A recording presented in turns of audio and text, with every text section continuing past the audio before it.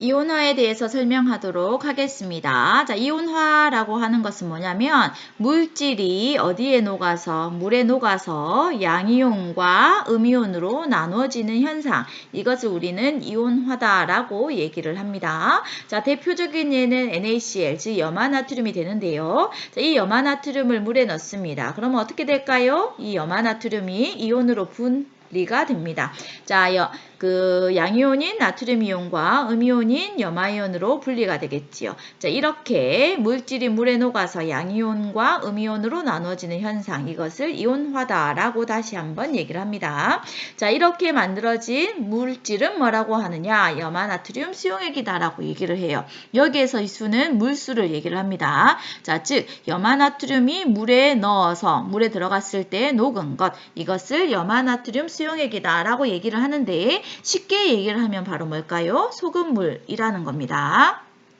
자, 그렇다면 이 소금물에 간이전기 전도계를 꽂습니다. 간이전기 전도계라고 하는 것은 뭐냐면 전기가 통하면 자, 소리가 나고 불이 들어오는 기계를 얘기를 해요. 간이전기 전도계를 보면 항상 마이너스 극과 플러스 극이 있는데 항상 플러스와 마이너스는 서로 끌어당기는 힘, 즉 인력이 작용하게 되겠지요. 자, 따라서 자, 얘네들은 어떻게 되느냐? 마이너스 극 쪽으로는 양이온이 모이게 되고 자, 플러스 극 쪽으로는 음이온이 모이게 됩니다. 자, 그러면서 전기가 통한다. 즉 전류가 흐르게 되겠지요. 하나의 전류 흐름이 생긴다는 겁니다. 자, 그렇다면 소금물은 전기가 통해요. 자, 왜 소금물은 전기가 통하느냐? 소금이 물에 들어가면 나트륨 이온, 즉 양이온과 염화이온, 즉 음이온으로 나누어지는데 이 이온은 전하를 띠는 입자이기 때문에 전기가 통하게 된다는 겁니다.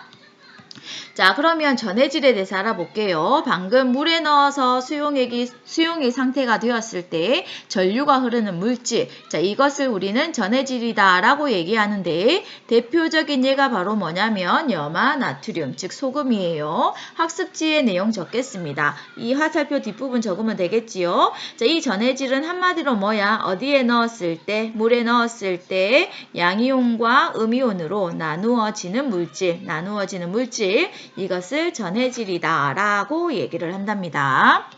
자, 두 번째 설탕입니다. 자, 설탕을 물에 넣었어요. 자, 그리고 젓습니다. 그러면 어떻게 되느냐? 설탕 분자들이 나가서 떨어지게 됩니다. 자, 이런 상태를 우리 뭐라고 하냐면 설탕 수용액, 즉 설탕을 물에 넣은 용액, 설탕물이 되겠지요. 자, 이 설탕물에 간이전기 전도계를 꽂습니다. 자, 그랬을 때 어떤 일이 발생할까요? 아무런 일이 발생하지 않습니다. 자, 왜 그런다? 설탕 분자 자체는 아무런 전하를 띠고 있지 않기 때문에 전기가 통하지 않는다는 겁니다. 자, 다시 한번 설탕물은 전기가 통하지 않습니다. 자, 왜냐하면 자, 설탕은 물에 녹아도 이온으로 나누어지지 않기 때문에 전기가 통하지 않습니다.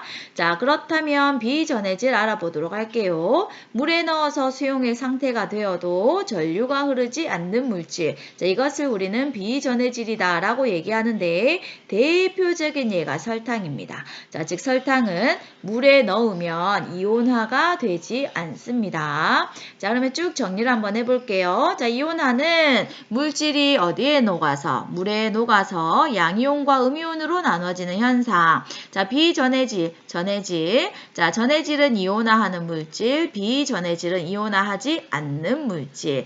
즉 이온은 전하를 띠는 입자이기 때문에 전기가 통한다. 확인하는 방법은 간이전기 전도계가 되겠습니다.